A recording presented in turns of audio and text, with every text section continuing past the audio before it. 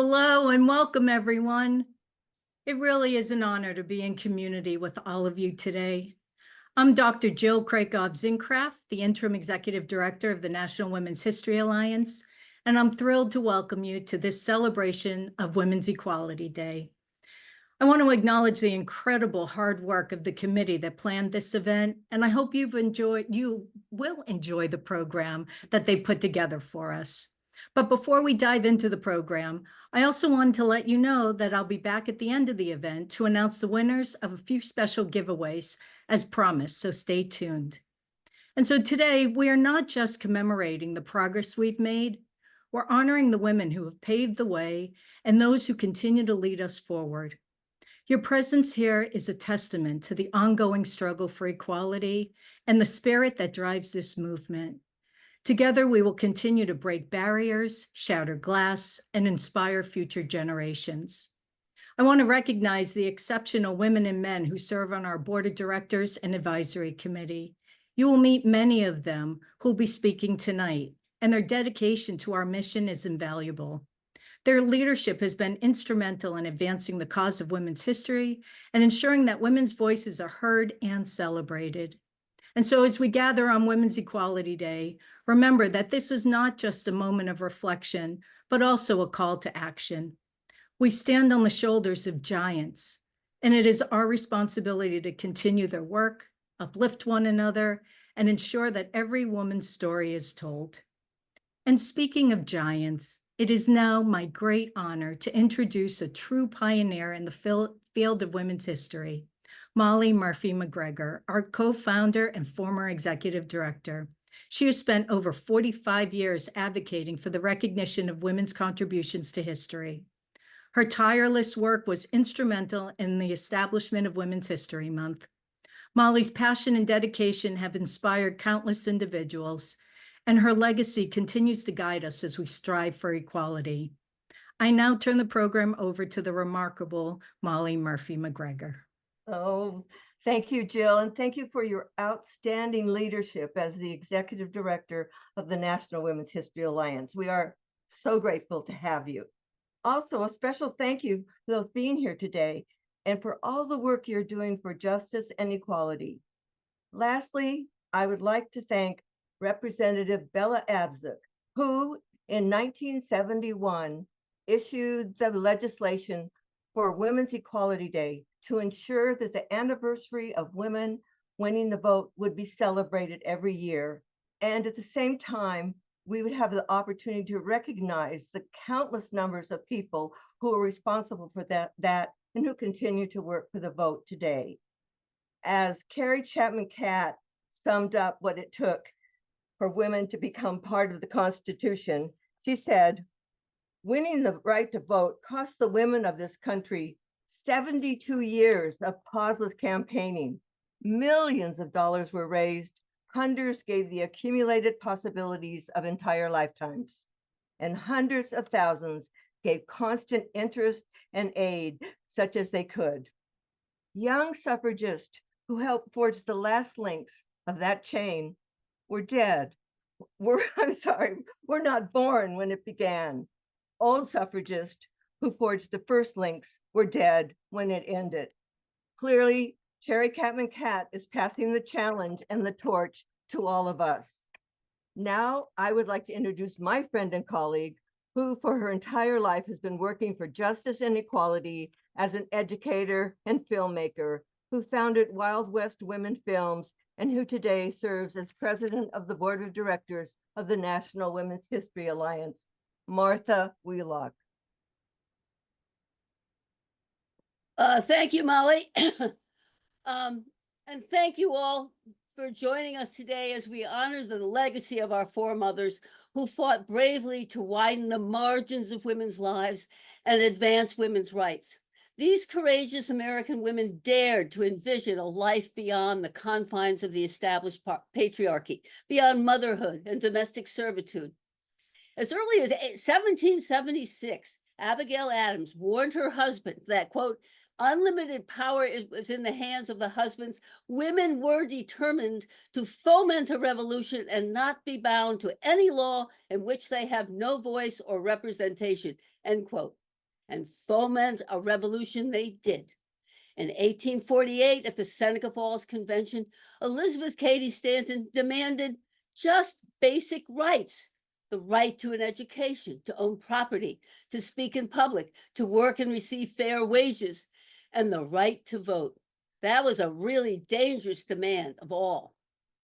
For 72 years, 935 campaigns, countless marches, lobbying, picketing the White House, arrests, hunger strikes, and force feeding. These women fought without a gun, without troops. And in 1920, millions of American women won the right to vote. Their victory is an empowerment story of persistence, collaboration, and hope. This hard-won victory opened the gates to other progresses in education, employment, political representation, and the ongoing fight for equality. With the vote, women gained self-empowerment and opportunities. The suffrage movement had no predecessors to follow. It was the invention and determination of ordinary women who heard the rightness of their cause beating loudly in their hearts. They never gave up, and neither can we. We must continue the work they began. The ERA must become an amendment. Progress takes time, but we must choose the discipline of hope over the ease of complacency. So what do we learn from the women's suffrage movement? First, gaining one right leads to gaining other rights. As Hillary Clinton just said, when a barrier falls for one of us, it clears the way for all of us. Second, victory is hard won, requiring time and sacrifice. And it is the energies of hope and commitment that drive us forward. Consider the progress since 1920. Today, 59% of college students are women. 53% of the electorate are women. And women make up 40% of the doctors and 45% of the lawyers. And there's a lot more to do in other fields. Only 150 women, just 28%, serve in the US Congress. We must continue to advance, inspired by those who came before us. Let us not squander the rights these suffragists won for us. Vote, vote, and help others to vote, especially women. The torch has been passed, and now it's up to us to keep the flame of progress burning. Here's a salute to our foremothers. It's a film called One Fine Day. And when Geraldine Ferraro was nominated for vice president in 1984, my partner Kay Weaver and I knew we had to highlight women's contributions. We made this film for her campaign and to bring women's history into schools and public spaces, to make women more visible. In our screenings, women wept and cheered. It became more than just a film. It was a personal mantra, an ode to encouragement. Women love to celebrate their foremothers. And as Kamala Harris said when she became our vice president in 2020, this is to all the heroic and ambitious women before me whose sacrifice, determination, and resilience makes my presence here today even possible. Sing along if you know the words, because this is the story of us all. Here is One Fine Day, and you can also get it on YouTube at wildwestwomen.org.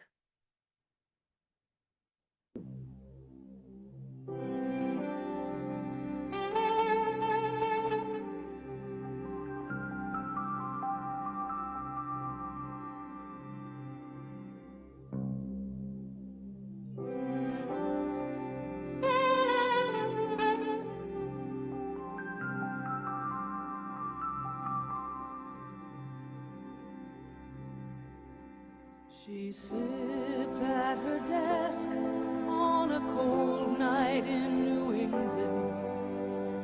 The candle burns low as she writes her poetry. Lives lived alone, full of ache, full of passion. Sing me a song of Emily. And my road is a little easier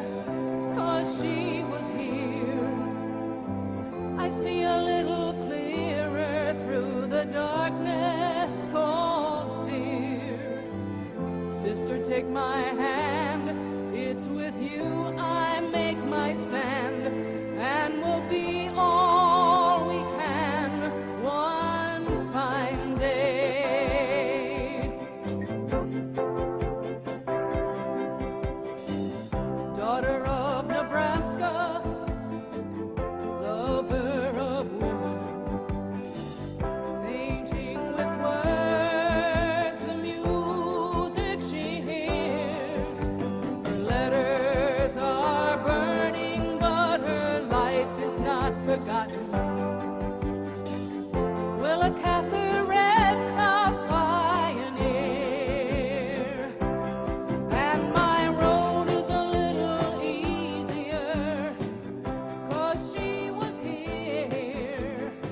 I see a little clearer through the darkness called fear. Sister, take my hand, it's with you I make my stand, and we'll be all we can one fine day.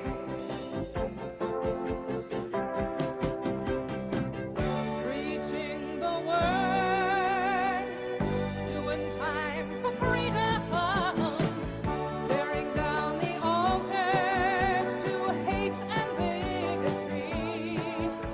The earth is her country, humankind her people, and we'll sing your song for me. And my road is a little easier, 'cause she was here. I see a little clearer through the darkness called fear. Sister, take my hand, it's with you I make my stand, and we'll be all we can one fine day.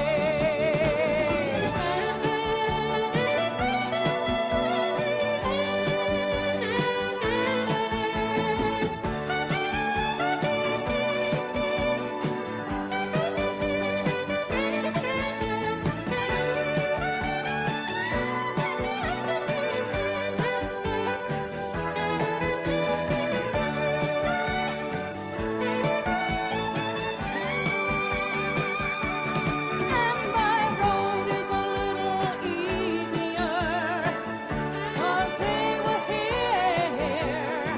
I see a little clearer through the darkness called fear. Sister, take my hand, it's with you I make my stand, and we'll be all we can one fine day, one fine day, one fine day, one fine day, one fine day, one fine day,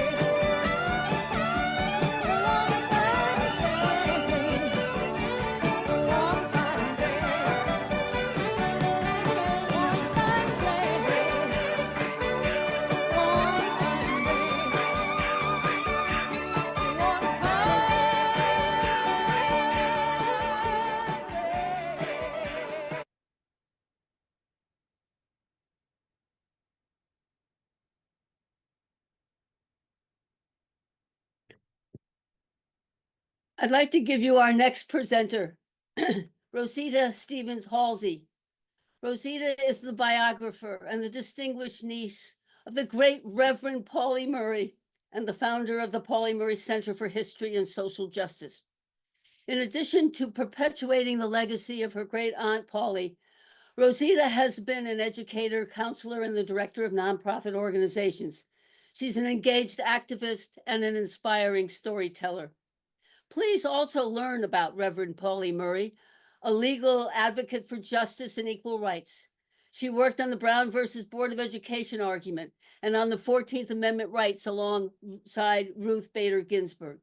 A wonderful film portrait of Pauli Murray streams on PBS. Rosita? Thank you, Martha. Hello, everyone. My name is Rosita Stevens Holsey, and I am the Executive Vice President of the National Women's History Alliance. I'm delighted to speak with you today about Women's History Month. The National Women's History Celebration began in 1978 as a week-long celebration in Sonoma, California, centered around International Women's Day on March 8th. The success of that event led to a national movement, and by 1987, it had grown into a month-long celebration as we know it today. This transformation was driven by the dedication of countless individuals and organizations, all brought together by the National Women's History Alliance. Each year, the Alliance creates the theme for Women's History Month, which is used by many organizations, from corporations to the military to government agencies. It's a responsibility we take to heart. I'm proud to announce our theme for 2025, Moving Forward Together, Women Educating and Inspiring Generations. At the Alliance, our mission is to honor and uplift women who have often been overlooked in history. As we say, our history helps us learn who we are. Without it, our power and our dreams are diminished. Our 2025 theme is about inspiring younger generations with the stories of women who came before us.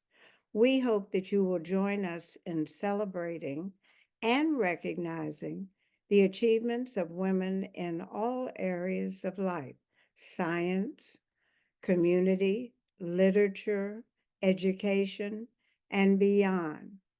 There are many ways to bring this theme into life: through presentations, museum visits, book clubs, or even a simple gathering to celebrate the women who inspire you. We're here to support you with ideas and resources. I look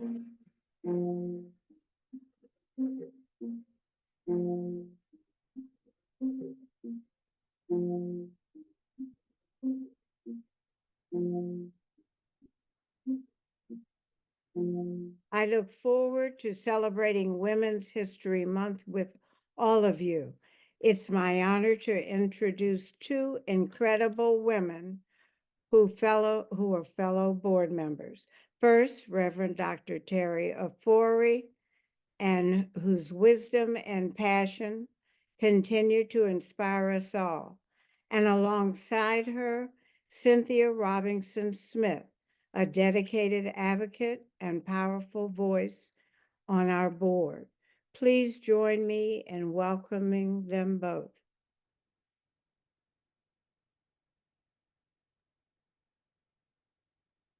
Good afternoon.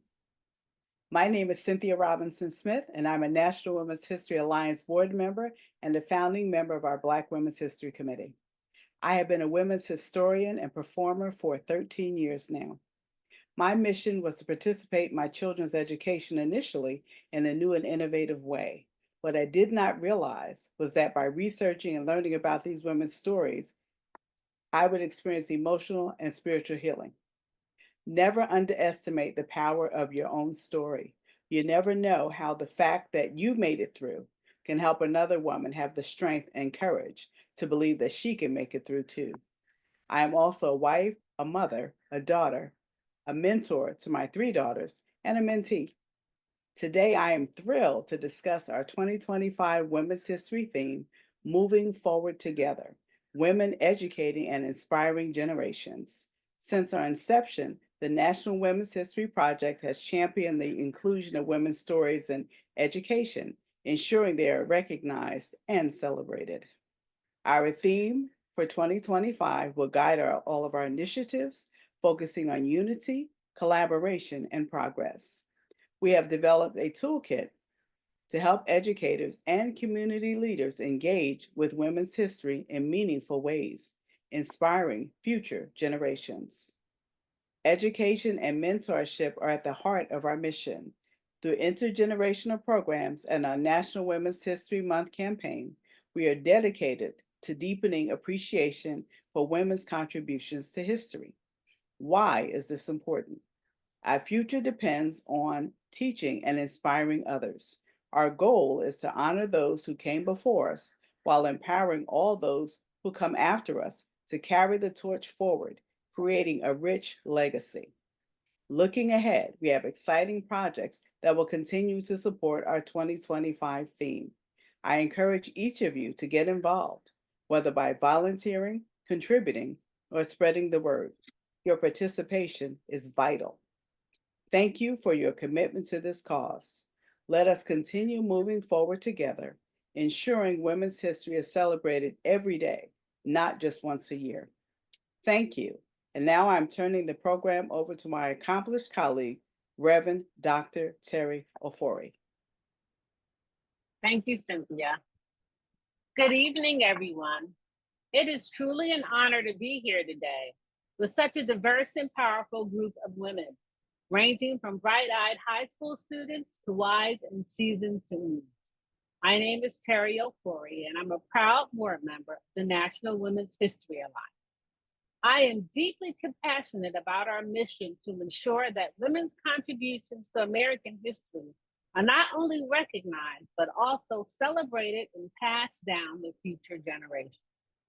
This year, our theme, Moving Forward Together, Women Who Educate and Inspire, resonates deeply with me. It is more than just a theme. It is a call to action that speaks to the heart of what we as women can achieve when we unite. We have always been the educators, the mentors, and the torchbearers for future generations.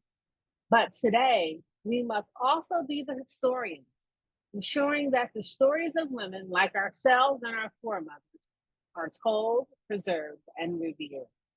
As an educator and a lifelong advocate for women's empowerment, I've dedicated much of my life to mentoring young women, particularly women of color. In 2008, I founded a mentoring program called Sisters in Spirit.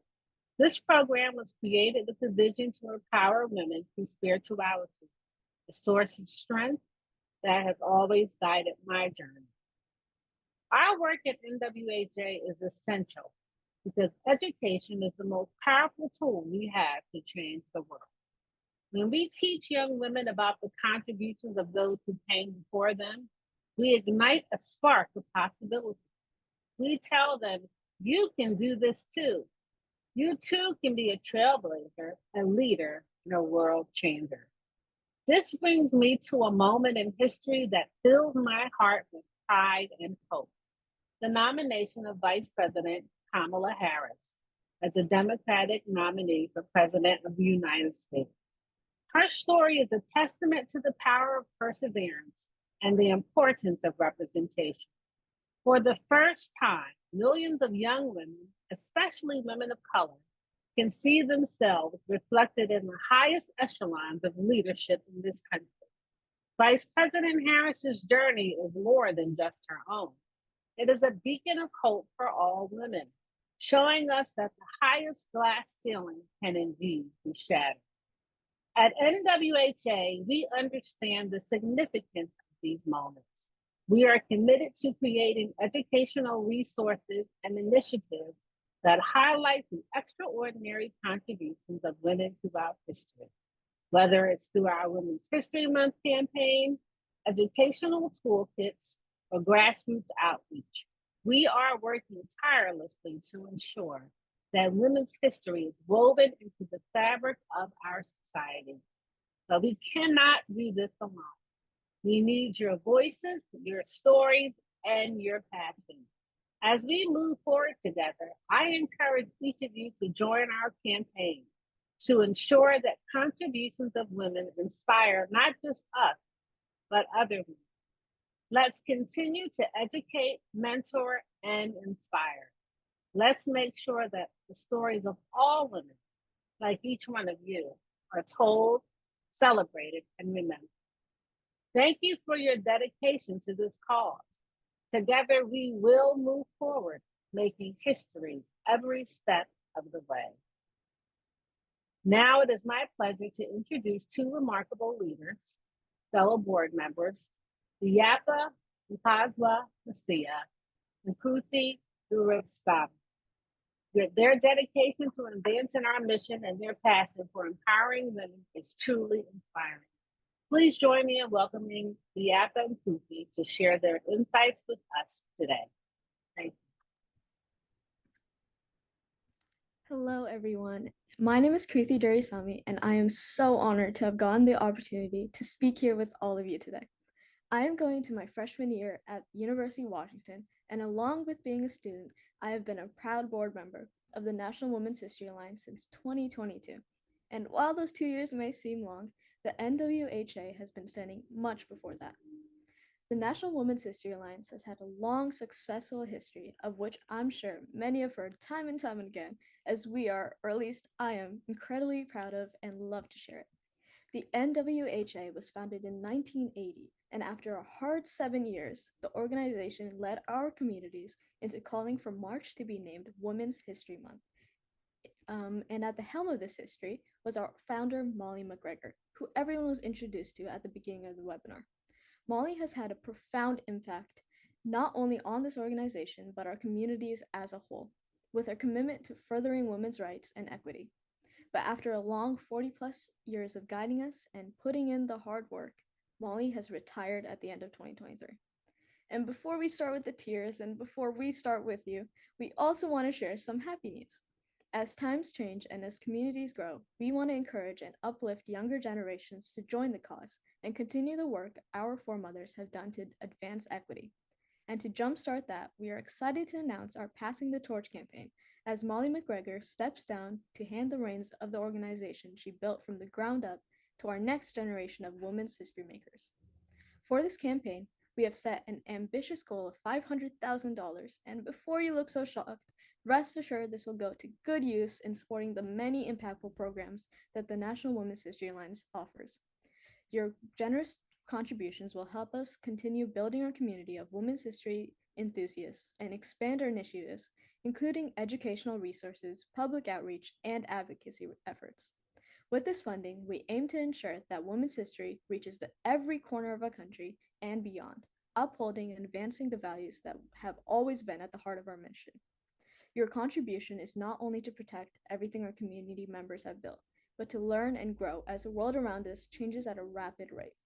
Women's history is not a lost cause, even though some drastic changes to women's rights and laws protecting women have occurred, which may make it seem like it is. And we hope you join our journey in continuing our legacy. Thank you.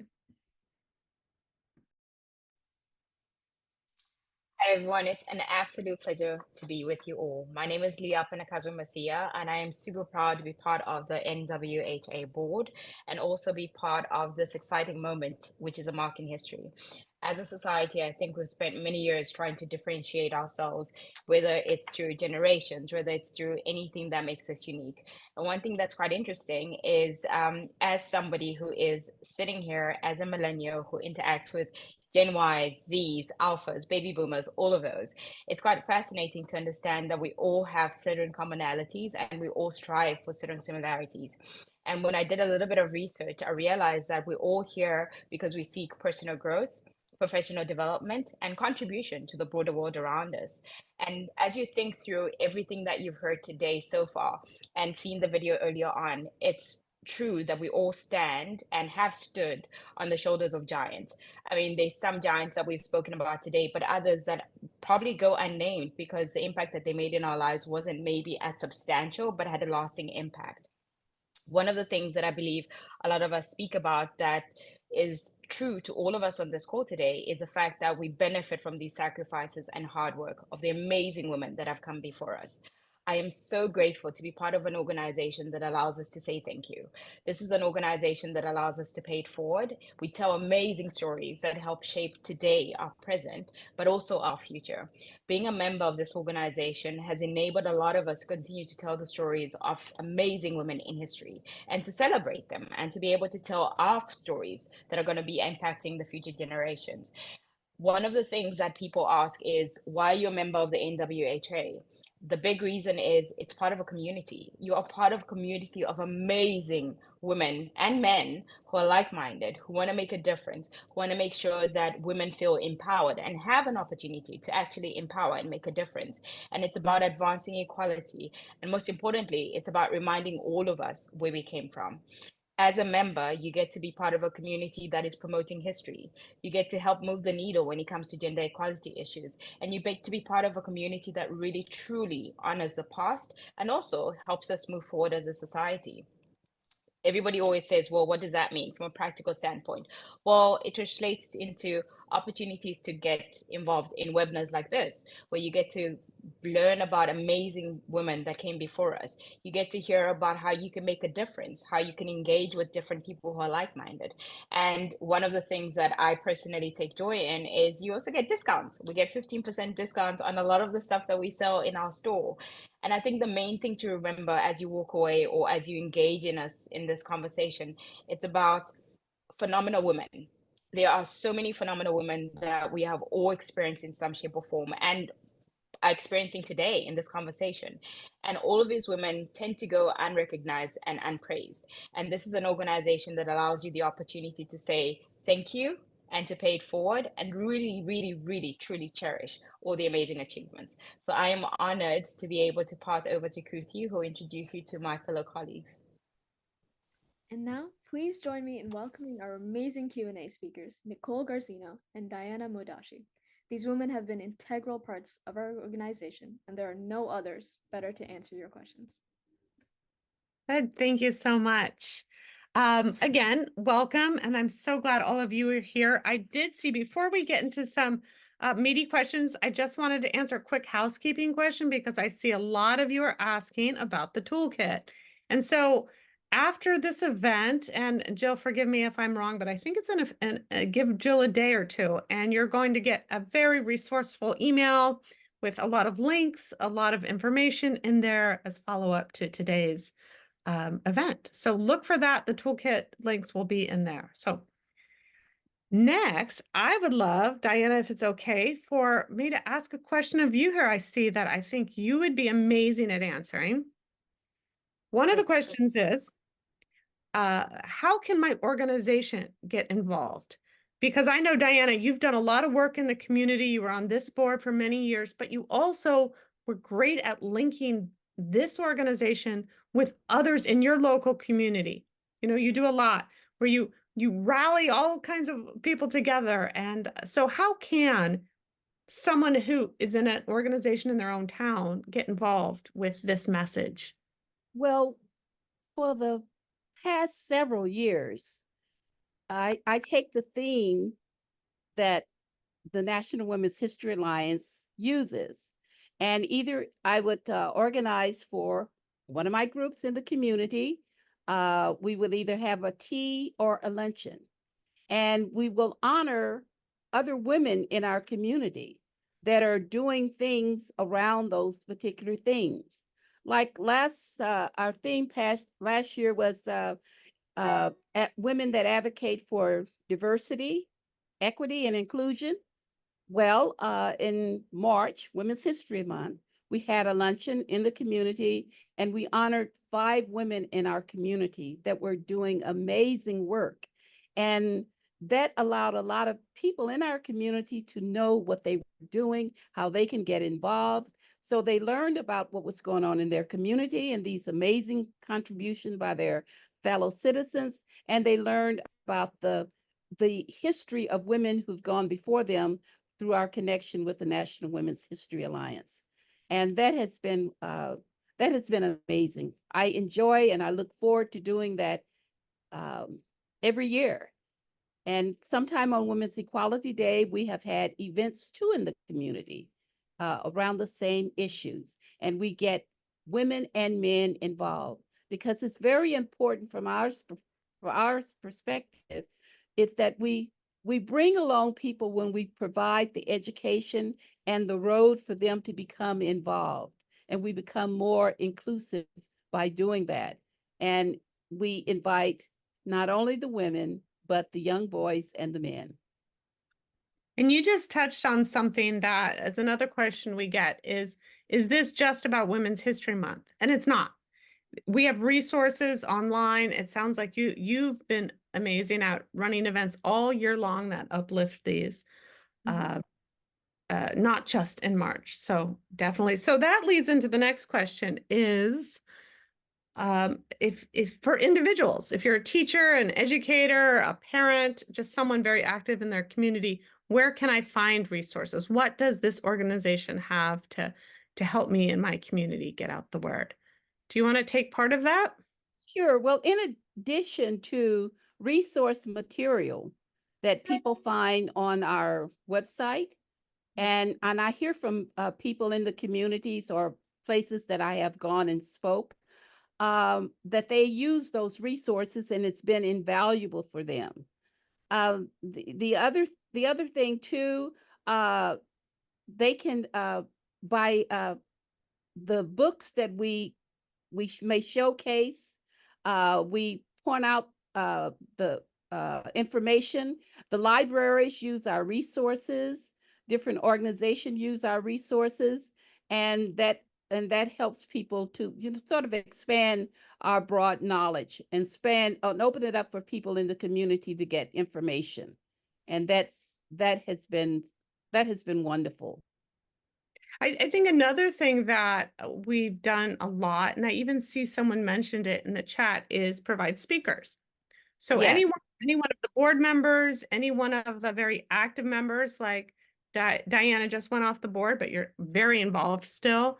I still go out and speak when requested if it's within my area, and speak on women's history and our theme and promote that. So does other board members. So does people that have been connected with us that may not still be active on the board. Those are resources. And sometimes we find other people in the community that we bring them on and use them as resources also. Right. So our not just the board members, but our general membership and our partners that are out there that we know are wonderful to work with. We have those resources for any of you if you're having it, whether it's in-person event or on Zoom. Zoom is very easy to bring a speaker to. And you can see here, we're very diverse. We live in different parts of the country, some internationally, different age, different backgrounds. And so we would love to hear from you if you're interested in having any one of us join you in person, online, or as a resource, as an interviewee in an article. I know we've spoken as experts in certain written pieces, so that is available as well. And you'll get a lot more information in the email that will come out, but please, there's so much on the website. The website's very deep, very rich with both free materials as well as items you can purchase. And we've had items targeted towards educators. We've had for community organizers. If you're just in general member of the general public and interested in learning more, we have so many different ways to get involved and to learn. So I see one question here, and it's a biggie. I'd love to pull in some other board members, especially Molly and Martha, if that's okay. So I'm going to ask the question, and if one of you want to come off on camera, I'm sure we could facilitate that. What would you say is one of the most incredible major achievements of this organization, and why? So Diana, you've been here longer than me. I just joined the board in the last year. You start, and then maybe one of our other founding board members. I'll Well, I take it, think that's a Diana, if you want me personal. to. I would say for myself, when I was growing up, in our history books, I did not know about the achievement of Mary Church of Terrell. I did not know about the achievements of a number of people. Mary Loud Bethune. I did not know that. It was not taught in our books. And one of the things that has been a major thing that's for me since my involvement with the National Women's History Alliance is gaining knowledge of contributions of women within my own culture and other cultures. The diversity that the National Women's History Alliance that works forward to bringing the stories of diverse women is so important. And that has really given me a sense of who I am as a woman and who I can be as a woman and my growth. So Molly? Yeah, because I've been here since the dinosaurs, I want to tell you things that I think many of you will be, be hard for you to believe, because we started our work, in 1978, and many of you had not yet come to the planet. But when we first did our curriculum guides, the county schools were just wonderful. They just went for it. It was teachers who really objected. Teachers thought we were making it up. And I kid you not, when we passed out lists of important women in history or notable women in history, they thought we were just trying to make ourselves feel better. So to see the change in the curriculum, in the community, in organizations, in the government, in these last 45 years has just been phenomenal. When people started getting ready to celebrate the centennial, every time I got an email, I thought I was going to cry, because I just couldn't believe the level of participation, understanding, respect, and interest in women's history. So when they say we've come a long way, we have. Of course, we have a long way to go. But if you could only know how limited people's understanding was. I would do surveys in. I conducted a lot of teacher training throughout the United States, and I'd do a survey. Can you name 5 men in American history? Can you name 5 women? Well, clearly the 5 men were all presidents, but other than the Statue of Liberty and Betsy Ross, people had a difficult time. Today, if I said that to teachers, they'd be insulted. And I'm so glad they would be insulted, because there is so much knowledge. But when Nicole talks about our website, when you go into the resources, don't get discouraged, because they go on, and then there's another on and on and on, because different people have different reasons, from quizzes to chronologies to just plain lesson plans, or just ways to engage. Each year, Mary Ruth Stoddard was one of our co-founders, and she passed about 10 years ago, but clearly she leaves a legacy of incredible curriculum behind her. So yes, has the world changed? Yes. Did I ever think that we would be here today? No, we were sitting around a table, and we thought, if we have a week and we make it the week of March 8th, then we'll make sure that it's multicultural, and we'll make sure it's international, and it'll also finally celebrate women as workers. And so we thought, well, we'll do Sonoma County, and maybe we could even do California, and then maybe the nation. But we really had no idea. The conference that I attended in 1979, chaired by Gerda Lerner, changed it all, because there were leaders from the Girl Scouts to National Organization for Women, from everybody. And they went back to their constituents, and it caught on like wildfire.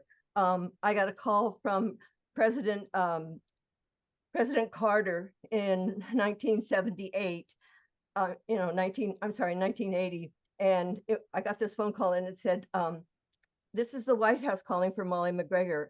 And I said, oh, one moment, please. And I put the call on hold, because the White House hadn't called me before. And you know what? They haven't even called me since.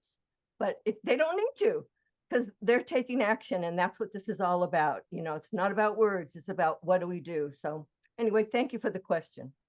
Great. And actually, we only have a few minutes left.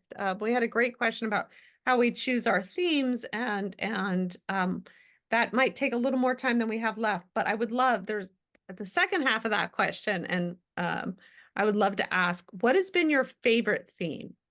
For especially to those of you who have been around for a while, what was your favorite? Oh gosh.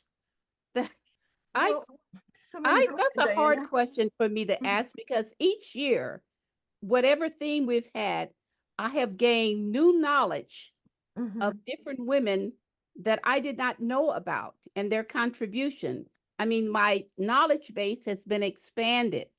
Uh, the most recent theme, that can be my favorite theme about advocating for women with, you know, that advocates for diversity, inclusion, and equity. Okay, but the upcoming theme, I'm excited about that one. This upcoming theme.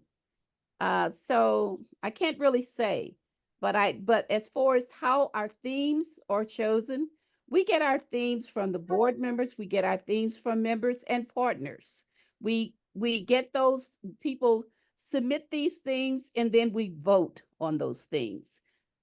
It's simplistic, that's as simple as I can put it, but there's a lot of thought that goes into these themes that we come up with each year. Great, excellent. Well, I think that's our time. And thank you all again. And as I mentioned earlier, you'll get communications from us, so you'll have a connection. And if you have any other questions, always reach out. You can follow us on social media, make sure you're on the email list. As you can see, we're a very accessible organization. We're mostly all volunteer organizations, so we're easy to reach and easy to engage. And we hope that you'll join us in upcoming events as we really dive into our theme for next year. We'll have many more webinars and events like this that you can join. Okay, thank you. I am going to turn it back to Jill. Thank you. And thank you all for being here today and for your commitment to advancing the cause of women's equality. I believe we can say finally that the time has come to shift our energy from simply fighting to keep the rights we have gained thus far to moving forward together towards full equality. If everyone does just one thing, whether it's voting, encouraging others to vote, or making sure your community is informed, we can create a momentum needed to achieve even greater progress. Before we go, I want to express my deepest gratitude to all our speakers, whose wisdom and dedication continue to inspire, and to every one of you who has joined us today. Your presence here is testament to the enduring power of women's voices and the change we can create together. And now for a bit of fun, we're going to spin the wheel of names to randomly select 3 winners. So I'm going to share my screen. And you can see how many people are here. And so we're going to pull 3 names and you're going to win this beautiful Women Won the Vote sash. And so we're going to mail it out to you. Congratulations, Mel Cox. Here comes number 2.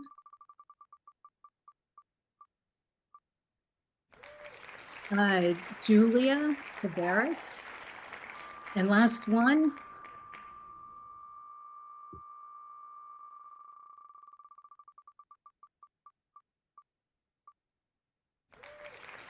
Christine Smith. Congratulations to all our winners. And thank you all for being here today. And so I'll leave you with this. Leave here today committed to action, united in purpose, and ready to continue this journey together. Because when women stand together, there is no limit to what we can achieve. And so good night, be well, and vote.